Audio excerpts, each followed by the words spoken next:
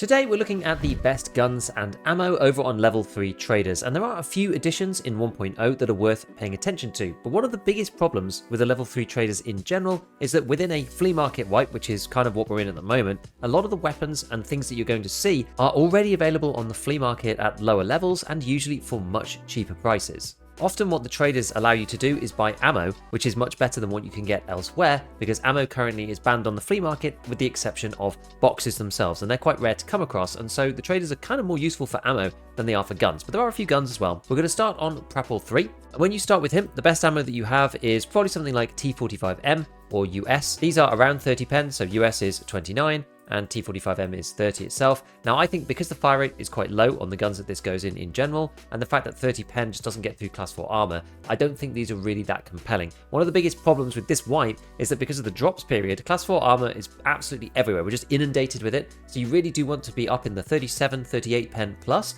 otherwise you're strictly going for headshots. So in that case, using a fairly powerful large caliber with a low RPM, but with only a pen of 30, I don't think it really makes sense, and you're better off using something that yes, maybe is a little weaker, but is faster firing and allows you to go for headshots a bit more regularly. Now the exception to this is 7.62 by 39 PS, and you do have to complete Punisher Part 1 to get access to this bullet on Prapor, so you don't get it straight away, but this has 35 pen, which is just about okay. I think that just scrapes in through the acceptability threshold and makes it alright. 61 damage makes it a pretty good bullet, and class 4 will take a shot or two to go through, but we're only talking a handful rather than a ton with something lower down at the 30 pen range. So this isn't too bad, and you can combine this with some of the weapons that you get on Prapor, but as I said before, typically you're going to be buying these on the flea. So some of the best weapons you can get for the 7.62 caliber are the AK-103 and the AK-104, because these are a bit cheaper than the AKMNs and the AKMs usually. If we have a look at the AKMN, a lot of people still use these for Punisher because they don't realize you can use the other series, like the 100 series. So this is 55k plus, and it's 48k on Prapor himself. But if we go to look at something like the 103, this is usually a lot cheaper. So right now it's 37k, and if you want even cheaper than that, then you could go for the AK-104, which I think is probably an underused gun, to be honest. At 28,000 rubles, this is a real steal for this, and you can combine this with PS to relatively good effect. The best part about it is you can find better rounds in raid as well, PP, BP, not as commonly as 545, but it's not a terrible shout. Now let's just switch back to ammo for a second and have a look at some of the other choices. You do get access to 545 PS, but with the availability in raid, I don't think that's really that interesting. This one is pretty good though. 7.62 by 54R T46M. This has 82 damage and 41 pen, and the amount of guns that this can go into has slowly increased over time. It used to basically just be bolties and the SVD, but we have a few other options now, and one of these opens up on Prapor 3, which is the SVT40. Now when this got added to the game, it really had very low recoil and was quite broken, so it got pushed all the way up to here, and the actual feel of the gun was made a lot worse. One of the biggest problems with the SVT is that previously you could only attach this scope, so it's the PU scope that you get on the Mosin, makes it quite hard to use. However, in 1.0, the SVT40 now gets some more parts. I might make a video just about this on its own, but as a quick little overview, there are basically two rails that you can get at the back. You've got the SVT-S and the SVT-SL. I think I prefer this one. It's technically better as well because it's slightly better ergo, and it sits slightly lower than the other one. And that allows you to add whatever you like, which is pretty crazy actually, to go from only being able to use the PU, and now you can put a Nightfall scope on it and put a Voodoo in there if you want to, or attack 30 or something. Like, this makes the gun much more powerful than it was before. Clearly we can go and combine this with T46M as well, and with 41 pen, this is like perfectly sufficient for beating most people's armor in the game. This will go through class 4 on the first shot, and 82 damage is really powerful. This gives anybody something to think about. Literally, as soon as they get touched by this stuff, it'll black any limb that it hits, and if you do hit them in the thorax, then you're probably going to put them into like a red medical state as well, so it's quite scary to go against. If you want something slightly better than this, do remember that over on the flea market, yes, as I said, you can't get the ammo directly, but you can buy these boxes. So LPS here, it is expensive, but it's 85,000 rubles at the moment for 20. Keep an eye out on it. Maybe it does get cheaper at some point. I mean, this is a lot of money. This is like 4,000 rubles per shot. And LPS is only a little bit better than T46M. The advantage being that it's not a tracer. This one, people will see kind of where you're shooting from, but given that this gun is loud anyway, it probably doesn't matter that much. The other rounds he has, I think, are a bit underwhelming. You've got Barricada and Shrap 25, which are for the KS23. It's not that well used. People normally just use Shrap 10. And then you've got 7U4, which is for the SR2M with 27 pen. This is a face tapper, so use it if you want to use the SR2M for test drive and you don't have Prapor 4 yet. And then we've got this thing. It's 9.3 times 64 SP, and this goes in that new massive SVD-like gun called the TKPD. But this is a pretty high level unlock. I think you need to do the quest with 2 Red Rebels found in raid hand in to get access to this thing, so this isn't going to be of interest anytime soon, I wouldn't say. Moving over to Skier. Skier does not really have much ammo available. You've got BCP FMJ for 300 blackouts. This goes into the MCX and the Velociraptor. This is only 30 pen and 60 damage, so it's kind of the equivalent of M855, but for the MCX. I had my thoughts before about 30 pen rounds. This is a little bit better because the MCX at least is 800 RPM, but you're going to be disappointed if you hit a ton of body shots and they don't die. His weapon selection is also quite limited. The TX15 DML is really expensive. This is way too much in my opinion. And the reason for this is because it comes with the Ultra 5, but the TX15 is semi-auto and you're probably just better off with an M4. You do get the SIG MTX lower, which means that if your MTX starts to get broken or you pick one up from one of the goons or something, you can use that to fix it. And you can buy an MCX here for 118k as well. Like most of the traders, this is way too much. You can often buy these for cheaper than Skier. You actually can't right now because we're in a kind of low period. I'm recording this at about midday Europe time. But later on, you'll probably see lots of these appear as people find them in weapons boxes, and they'll probably go down to about, I don't know, 70 or 80k, something like that. The MCX has also had some new parts this wipe as well. Again, I'm not going to go into all the details on this particular video, and I'll probably do something specifically about it, but there's a whole bunch of different handguards you can get here, and there's now 3 different barrels. You can get a super long barrel version as well if you want to, and then get different handguards and put a few extra pieces on, and this allows you to use some more suppressors as well, things like the Thunder Beast and some of the other best in slot ones. So we'll review that another time, but the MCX is definitely an option. Now, this is the shining glory of Skier 3, in my opinion, the NL545DI. This is the M4 equivalent one. You can see this is 800 RPM. I have done a video about this already because it is very, very good. It's like an M4 but chambered in 545 by 39. And this thing can get to insane levels of recoil and ergonomics. I have a few builds set up for this that I showed previously. If you look at the meta build, is this one. This gets down to 48 vertical recoil and 53 ergo, which is awesome, and can use 45 rounders. And as you can see, it uses a lot of the M4 attachments. So this gun is really good, and it is expensive, but it tends not to be cheaper on the flea usually. Occasionally you'll find somebody who's put one up for like 140k or something, but normally they go for more than this because they're restricted to Skier 3, and people like using them. They're one of the best guns for this particular wipe. This is definitely helped by the fact that high-end 545 is really plentiful. If I just have a little search and show you what I've got at the moment, I've not been using 545 that much, so I've been building up quite a few stacks of things. So this is all BP here. I've got a load of BT that I got off Killer. There's a bit of BS there, then some PP and PS just as a filler, and then a load of Igolnik down here. So you can really build up quite a lot of 545 just by picking them up in raid, because often you'll either get boxes of 30, 60, or 120 even, and so you can grab quite a lot of it over a relatively short space of time if you're looking out for it. The RFB, I like the RFB, I still like the RFB. If you're going to buy one, you still may as well just go back and get the barter for the gas analyzers. These are somewhere between 15 and 20k, so it ends up being 30 to 40k to buy the RFB, cheaper than what you get on Skier himself, but I still do think the RFB is quite good. As a recap, you can put a little mount on the front now, this 3-inch mount, which allows you to then add lasers and flashlights and stuff, so you can point fire the RFB these days, which is pretty cool. But other than that, there's not really many mods that you can make to it. Finally, we have the Vector. This one does usually go a lot cheaper on the flea market. Not many people are using the Vector in particular. The good ammo is locked to level 4 traders, so you can't get access to AP until Peacekeeper 4. So a lot of people are just not going to be able to get that right now. But similarly to what we were saying previously, if you look up .45, you can find boxes of this stuff out on the fleet, so you can buy the AP ammo. Again, this is really quite pricey. This is over 1,000 rubles per round. If you did want to use it, then at least you can buy it. There's somewhere that you can get this stuff. It's also one of the best leg meta weapons in the game as well, because it has one of the highest fire rates in the entire game with 1100 RPM. The downside with that level of fire rate is that you do run out of bullets quite quickly. You'll need Mechanic 3 to get access to the 30 round mags, which are basically necessary for this weapon because it does just go through ammo like absolutely crazy, but it can be quite good in the right hands, especially if you found a bit of AP in raid. So next up, we're going to look at Peacekeeper. The Peacekeeper's got a few different bits of ammo, and I feel that Peacekeeper 3, and a lot of the traders are like this actually, is that they give you relatively consistent access to rounds that are kind of filler rounds. So you've got 5.56 M855 here. So if you find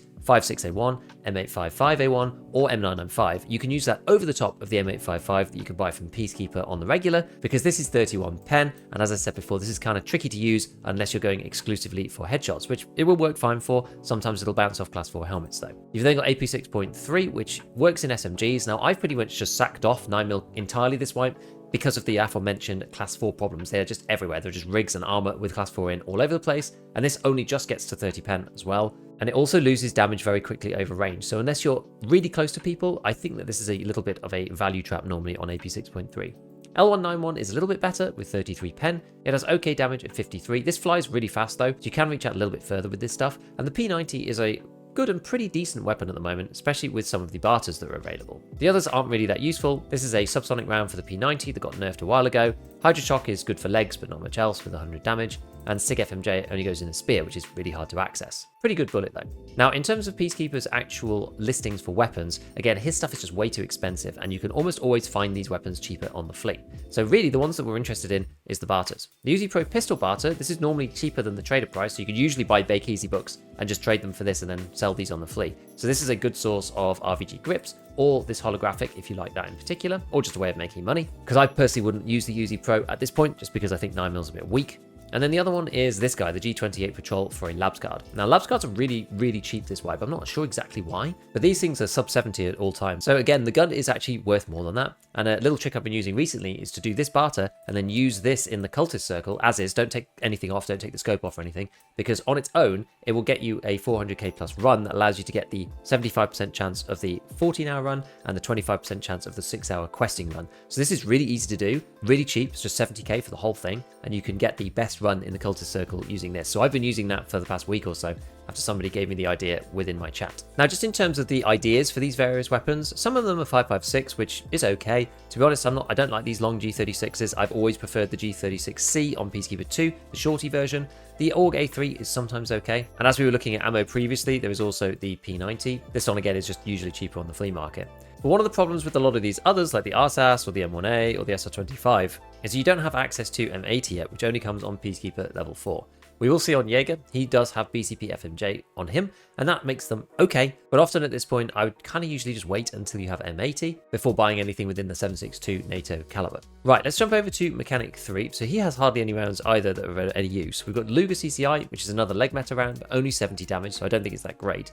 R37F with 98 damage for the P90 is actually quite good, and the P90's fire rate does make this pretty decent. It's not that expensive either, only 335 rubles a round. And with the mag size, I've definitely used this in the past to great effect. JSP, I think is a little weak with 32 pen for using in the MP7, which is okay because it does have a high fire rate, but the damage is quite low on this, so even if you pen through a class 3 helmet, for example, you may not actually kill the user. This is definitely the case for some of the other rounds with class 4, and with 32 pen, it just makes that even worse. Now obviously 308 ME, this is the round that's had a lot of controversy. This is the 308 Marlin Express. It goes with the Marlin lever action, which counts this wipe as a bolt action for Shooter Born in Heaven and all of the Tarkov shooters. This was originally on Jaeger 2, then it got moved to Mechanic 2, now it's on Mechanic 3 because it has 80 damage and 42 pen, so it's very similar to M80 and it's really powerful. Now obviously the Marlin can only take 6 shots in it and it can't be suppressed either, so there are downsides to this thing, but I believe it's probably where it should be at this point, and there is a barter for this over on Mechanic 2 for a cowboy hat if you want a 20 round pack just to kind of bolster your supply if you're not at Mechanic 3 yet, but this thing is clearly very, very good. We then have the two fun rounds, which is M855A1 and M856A1, but for the TT caliber, the 7.62 by 25mm, and this is for the TT pistol and also for the PPSH, which is probably where it's most interesting. Now the issue with this is that you've only got 27 and 31 pen, and the damage is really low, 36 and 34, which means that the M855A1 won't even headshot somebody with a single shot from point blank, and this one probably won't from 5 meters or above because there's some damage drop off when you move further away. I don't think these are really feasible unless you are getting headshots, and the PPSH isn't the easiest gun to get headshots with in the first place, so I think these are more of a little meme cartridge. Feel free to try them out, and 1000 RPM with a big drum is quite funny for the PPSH, but I don't think that these are actually that serious. Now as for weapons, Mechanic has a whole bunch of different stuff, some lowers for the M4, the AKMN, and the AK-74M, and he has a bunch of different guns as well. Some of the best though are barters again as usual, and this one is quite decent, the AK-74M for 4 Marlboros and 1 military cable, because military cables are pretty cheap this wipe, and Marlboros usually trade somewhere between 5 and 10k. So this whole thing you can get for like 50k, 60k, something like that, and for that you get a DTK muzzle brake, an RK3 grip, which is one of the best ones, the PT3 on the back, which is also the best one for it, the B33 dust cover, which is decent, it's also used on Gunsmith, and a B10M handguard. So all you have to do is put on a vertical foregrip and a sight. This gun is basically good to go as it is, and so this is quite a cheap option if you like 545. Not many people are using the AK-101s and the 102s. I haven't done a deep dive into these guys yet, but I've heard a lot of people saying that the recoil on them got quite nerfed. To be honest, after the recoil changes, these two just fell out of favour and haven't been in favour for a while because they have relatively slow fire rates at 650 RPM and they fire 5.56. So you may as well just use something like an AUG, a G36C or an M4 because you're going to get better performance. These things really shone when higher RPMs was very penalised within the recoil system, but ever since that got taken away, these guys just aren't that important anymore. One weird thing about these two, the AK-101 is 650 RPM and the AK-102 is 600. So the AK-102 is like kind of even worse than the AK-101. Now, one that is interesting this wipe is the Shorty SA58. This is the 7 weapons parts one, and there is a craft in the hideout to allow you to make these. There's 2 of them. There's the old SKS one, and then there's a new one added this wipe, which is the AKM for 5 weapons parts, so you can make these really cheaply. So this means that, I know there's a bit of opportunity cost because you could be crafting wires or something, but technically for 43k you can then make 5 weapons parts, so that makes them really quite cheap in and of themselves, and it also means that there's a lot of supply of them too. On the flea market, these are only at about 10,000 rubles, and so it makes this Shorty FAL about 80k, which is probably the cheapest it's ever been. The benefits of this guy is it comes with a pretty good stock. It's got the drum mag on it and an RVG already, so again, you just kind of have to put a sight on the top of this thing, maybe a flashlight and a laser, and potentially change over the muzzle if you feel like it. It does have significant recoil, but at close range and using it in point fire, this thing will destroy people, even using okay average-ish ammo, because it has 700 RPM fire rates, and the ammunition does have quite high armor damage in general. There is a longer version, which is the 12 weapons parts one, but I don't like this one as much. It has really low ergo, does make it a bit tricky to use, but really it's up to you. The others I don't think are anything particularly special. You do have the Mark 17, this is the big SCAR, the 7.62 SCAR, which is in FD8, but this is quite expensive because SMTs are usually quite pricey on the flea market, like 90k, so I don't think that one's really worth it. And then you've got a handful of other things like the RPK, which maybe you would want to look at, the RPDN, which is quite a fun gun, but again, the ergo makes it non-meta. The M1A SAS, which is technically the best and lowest recoil version of the M1A, but this thing is just such a hefty beast. It's like 5.4 kilograms without any ammo and with no suppressor on it. Anybody who's tried to do test drive 1 will probably swear off this gun forevermore. And this MPX, which when I last tested it, basically had no real recoil improvement over the shorter versions of the MPX SD, so you may as well just use those rather than spending 83k on this long boy. So lastly, moving over to Jaeger 3, we've got on him a couple of different rounds, mainly for shotguns. So Magnum Buckshot, which is good. This is really good for shooting people in the legs. It's also very good for getting distant headshots with buckshot spray. It's not consistent, but if you do hit them with any individual pellet, you can hit a headshot out to something like 60 meters, which is really powerful and isn't the case for any other type of buckshot cartridge, because these individual pellets do 50 damage each. The only thing to note about Magnum Buck is trying to manage the recoil. It is plus 115, so if you're not used to it, it does cause the gun to jump around quite significantly. I'm very used to Piranha and Flechette, which we'll talk about right now, because we've got Flechette also over here, and these don't have any recoil disadvantage. So this is the same as 525mm, Express, and 7mm in the regular buckshot category. These feel the same using Flechette as well. So if you're used to Magnum, then it can be okay. If you're not, then it might feel a little unwieldy. I always end up going for Flechette, because this is like Piranha's big brother, which you can get on Jaeger 2, and this guy has 2 less darts than Piranha at 8, but you do quite a bit more penetration up to 31. And the benefit for this is that you can get through even the neck armor on really good rigs, like the endgame rigs with class 3 on them, which means that you could do some serious damage with center of mass. I like Flechette and Piranha because it means you don't have to choose between leg meta and going for a headshot if they're unhelmeted, so it's less decisions to have to make in raid when it all gets really crazy and chaotic, and you could just kind of shoot for the head and the top of the thorax in general, and the 31 pen across the 8 different darts will take down armor really fast. We did have a mention of BCP FMJ before. This is 37 pence. This is okay for dealing with class 4 armor, and the fact that the damage is so high means that oftentimes in 2 hits you will just kill them, which is pretty extreme until lots of people have class 5, which is still a little bit away, I think. This could be paired with the RFB or something else like an SR25, just anything that you can either buy off the flea market or from one of the traders on some kind of cheap deal. The Shorty FAL would be a perfect example of this. At 252 rubles, you can afford to spray with that a little. The other things he's got here I don't think are really that important. These are all for the TOS. Don't get baited into buying any of these 2070 Flechette because this isn't 12 gauge. You've got the armor piercing slugs as well for the TOS, which aren't really that good, and then Star Slugs, Devastator Slugs, and then UCW for the 338 guns, which nobody ever uses because it's only 32 pen. That damage is high, but that's not really why you use them. Weapons-wise, he doesn't have a great deal. He has a few M700s that you start to unlock after various bolt action quests, which can be okay, but you can buy all the parts elsewhere. I mean, my favorite of those probably is the AICS one, because this is super light. This is only 2.7 kilograms. But as I said, you can build this yourself other places. You don't need to buy them preset from him. The only one that's actually really good, I think, is the SV98OV. If you do like using 7.62x54R, because of the better penetration that it typically gives over the other calibers at a slightly earlier level, like we saw in Prapor, you can get T46M. This one is quite light too, 3.9 kilos, and has much more ergonomics than the regular SV98. I've been killed by a few of these SV98s so far this wipe, so they certainly are usable, and with the 10 round mags as well, it makes the Bolty quest a little bit easier if you're not using the Marlin. The only other honourable mention at Jaeger 3 is the Red Rebel, which probably should be people's like intermediate goal if you don't have one already.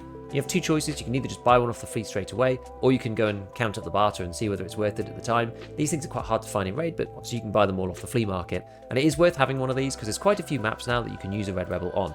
You've got the north of the resort shoreline Extract, which is out to the top edge of the map by the river. You've got the one on Reserve, obviously, up by the dome. That's usually where it's used, because outside of that, you have to either go down to D2 or go out of the armored trains. Reserve is a bit of a painful map to get out of if you don't have Red Rebel and a paracord with you.